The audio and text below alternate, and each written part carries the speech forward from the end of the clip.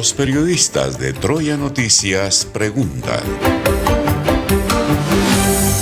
Se integra a nuestra mesa informativa de Troya Noticias Edición Central nuestro analista internacional, Nicolás Martínez.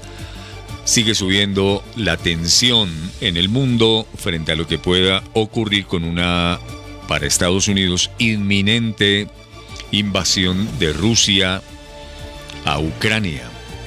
Alemania, a través de su canciller, en las últimas horas ha anunciado la visita del canciller a Rusia, la presencia del mismo canciller en Ucrania, buscando atemperar, bajar la temperatura de esta difícil situación que tiene los ojos del mundo puestos sobre este aspecto. Bienvenido, Nicolás. ¿Qué podemos decir a propósito de la manera tensionante en que crece la expectativa del mundo por lo que está ocurriendo frente a Ucrania? Buenos días, Nicolás. Luis Guillermo, muy buenos días. Un saludo muy especial para ti y toda la audiencia y tu mesa de trabajo. Hola. Sí, Nicolás, le decía que ¿cómo observa usted este comienzo de semana a propósito de la manera en que sube la tensión? Para Joe Biden es inminente la invasión de Rusia a territorio ucraniano. Países como Francia, como Alemania, siguen insistiendo en una mediación. El Papa Francisco, ha pedido bajar la temperatura en este asunto que le incumbe al mundo en general. Sí, lo primero que habría que hacer es un análisis histórico de por qué está pasando lo que hoy ocurre. Y me parece que hay dos hechos importantes que nos pueden ubicar o que nos pueden explicar lo que hoy está ocurriendo. El primero es que en el siglo IX, después de Cristo, unas poblaciones escandinavas se establecieron en la zona que hoy es Ucrania y fundaron lo que originalmente es el Gran Rus, es decir, la Gran Rusia, que es, digamos, el centro cultural e histórico de lo que hoy es Rusia. De manera que ahí hay una cantidad de hechos históricos y culturales, hay una relación histórica y cultural que une a Ucrania con Rusia de una manera muy importante y que lo que ha hecho es, de alguna manera, y ha sido histórico, para los rusos la madre de tierra está en Ucrania. De hecho, Kiev fue la primera capital de esa gran población rusa. Ese es el primer hecho. De manera que ahí hay unos hechos históricos y culturales de muchos años, de más de 1000 años, que unen a Ucrania con Rusia.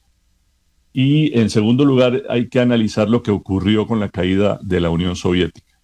Con la caída de la Unión Soviética, digamos, cayeron también todos los países de la cortina de hierro, que eran, digamos, una especie de colchón de seguridad para Rusia respecto de los países aliados. Y después de caer la Unión Soviética, poco a poco, progresivamente, la OTAN fue ganando territorio, acercándose a las fronteras de Rusia. Eso fue una advertencia que incluso el mismo Vladimir Putin hizo hace más de 15 años, en el sentido de que Rusia no veía con buenos ojos que las fronteras se fueran acercando, porque era un tema de seguridad y un tema de soberanía para Rusia. Para Rusia es importante que, digamos, exista una distancia importante entre las tropas de la OTAN y sus fronteras. Esos dos hechos históricos entrelazados son los que hoy explican lo que está ocurriendo en Ucrania. Para Rusia es importante que la OTAN no siga aumentando sus países, los países que forman parte de la OTAN. De hecho, Estados Unidos se había comprometido con Gorbachev cuando cayó la Unión Soviética que no iba a haber ninguna adhesión a la OTAN de los antiguos países de la cortina de hierro, y eso no ha ocurrido. De manera que esa advertencia rusa de más de 15 años de Vladimir Putin hoy se está concretando y es lo que está generando ese foco de tensiones en Europa, ¿no? Sí, doctor Nicolás Martínez. ¿Cuál puede ser la salida a este conflicto? ¿Se puede pensar que de pronto los países de Occidente logren convencer a Putin de no entrar en una guerra, que haya una injerencia sin que él sienta que es una pérdida para su gobierno, o que Ucrania determine ser neutral y se acerque en una especie de pacto de no agresión con algunos acuerdos con Rusia? ¿Cuál puede ser la salida real sin que se afecte a Europa y por supuesto no se afecte a Occidente con esta pretensión del presidente Vladimir Putin?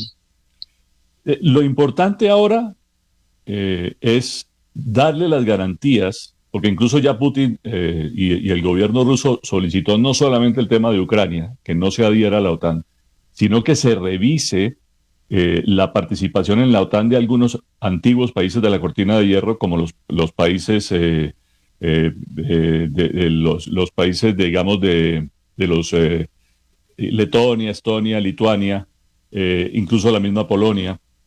De manera que a ver, hay una especie de revisionismo ruso respecto de lo que ocurrió después de la caída de la Unión Soviética. Y eso Occidente no le ha dado importancia. Digamos, hay que hacer uso de la mejor diplomacia para que eso pueda ocurrir. Lo importante ahora es desactivar el tema de Ucrania, pero tarde o temprano, tanto la OTAN como Estados Unidos se van a tener que poner a revisar con Rusia el tema de cómo evalúan digamos, el mapa geopolítico en Europa, porque si supongamos que hoy la diplomacia desactiva el problema y eso no se toca, eso será un problema posterior dentro de 5 o 10 años, porque ahí si ese capítulo no se cierra definitivamente, lo que estamos haciendo es una especie de lo que ocurrió cuando terminó la Primera Guerra Mundial, una Alemania humillada, que después tomó una serie de decisiones durante la Segunda Guerra Mundial que llevaron a la Segunda Guerra Mundial. Entonces, si eso no se hace, insisto, hay que hacer el uso de la mejor diplomacia posible para que se le den las garantías a Rusia de que no va a haber riesgos ni con Ucrania ni con el resto de países de la ex cortina de hierro que se adhirieron a la OTAN. Si eso no se analiza en detalle y se analiza y se hacen cambios importantes y significativos que le den la tranquilidad a Rusia, este es va a ser un problema recurrente en los próximos años, y si no se soluciona definitivamente, esto puede llevar a un conflicto bélico.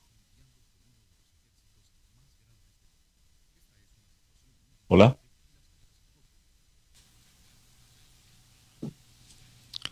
Estamos analizando la situación de Ucrania. Doctor Nicolás, le habla Carlos. Sí, doctor Nicolás Martínez. ¿Cuál podría ser la mejor posición? Hola. A ver, Carlos. Gracias, Luis Guillermo. Gracias, Vivian. Sí, aquí estamos. Guillermo. Doctor Nicolás, ¿cuál sería la mejor posición de Colombia frente a este hecho internacional, teniendo en cuenta que Colombia también pertenece a la OTAN, aunque el presidente Duque ha dicho que no respaldaría ninguna acción bélica contra Ucrania? Pero ¿cuál puede ser la mejor salida teniendo en cuenta la dimensión de un hecho que es prácticamente inminente?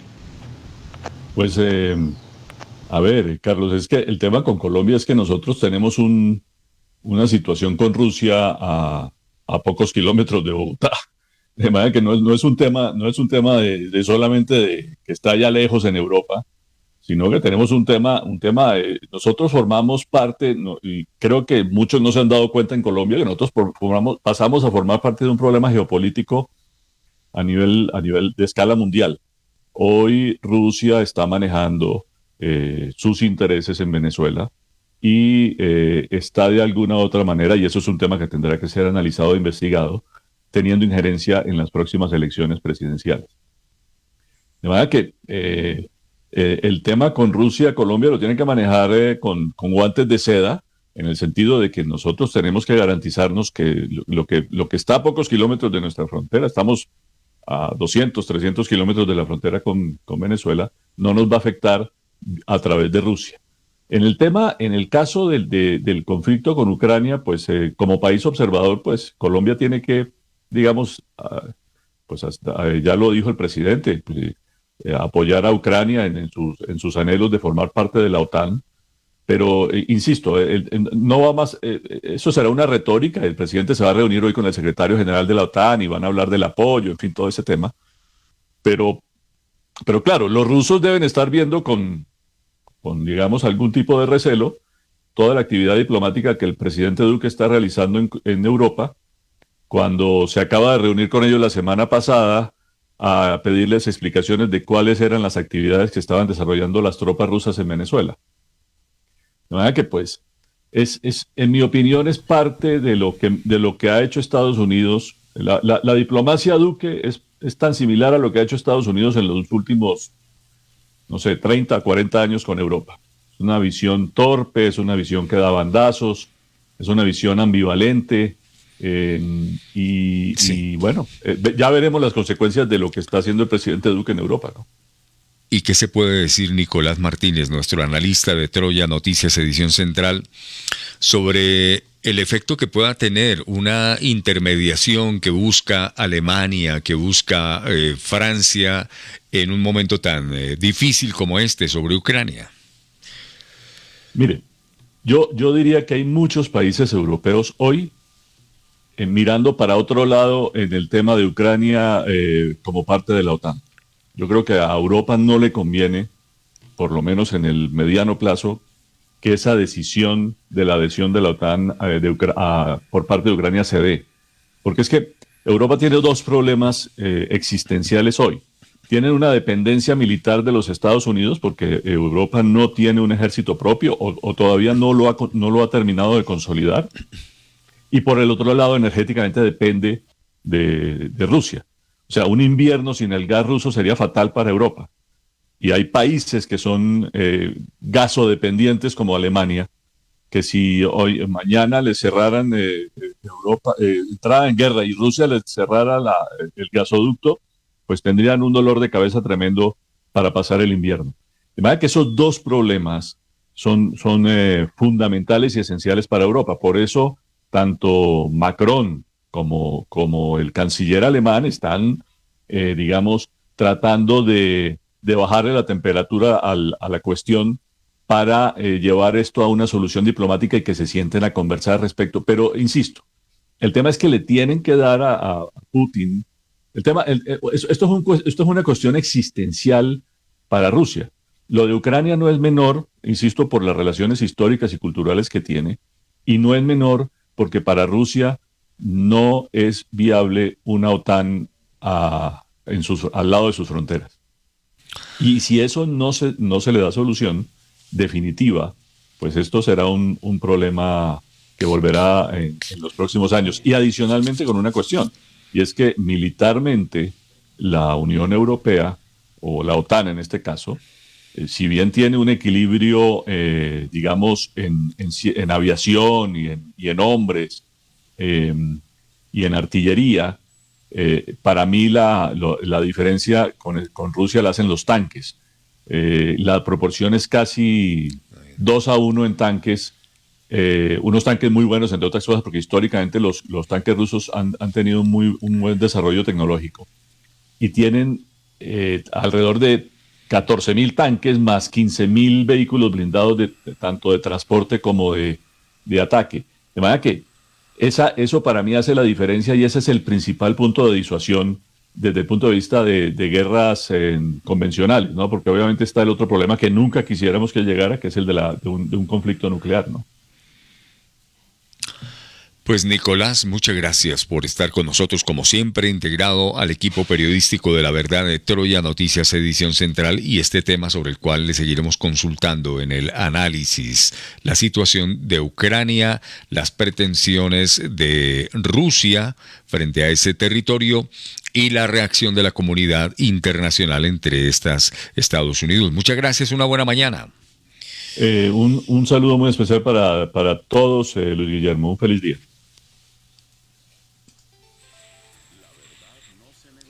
Avanzamos en Troya Noticias, Edición Central. La verdad no se negocia. La verdad se investiga. La verdad se informa.